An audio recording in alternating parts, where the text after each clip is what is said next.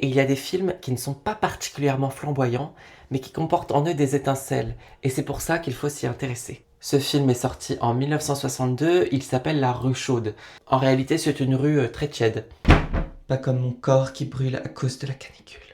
Le film baigne dans un conservatisme américain tout mou, qui est à l'image de son personnage principal masculin, complètement inintéressant. Mais pourquoi Benjamin Payette? Pourquoi me parler d'un film aussi ringard, toi qui es tout feu tout flamme sous 40 degrés? Pourquoi?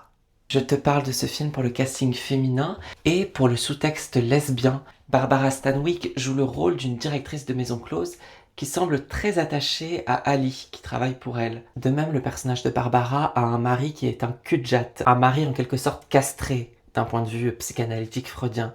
C'est pas anodin ce choix. Il y a également d'autres personnages féminins forts, comme celui de Anne Baxter, qui gère un bar toute seule. Jane Fonda, l'icône féministe qu'on connaît tous aujourd'hui, qui joue ici son deuxième rôle au cinéma.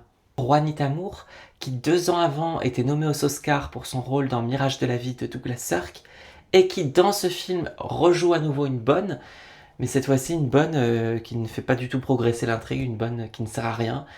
C'est montrer le racisme d'Hollywood en fait.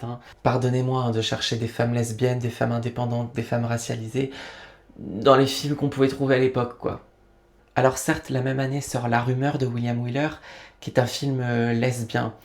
Mais dans celui-ci, la lesbienne qui avoue son désir est punie puisqu'elle se suicide. A contrario, dans La Rue Chaude, le personnage lesbien reste en vie, mais c'est vrai qu'elle n'avoue jamais complètement son désir. C'est suggéré. Et toi, penses-tu qu'il soit judicieux de parler de ces films obscurs qui comportent tout de même quelques lumières? Rallume ton feed en t'abonnant à ma page pour plus de contenu LGBTQIA+.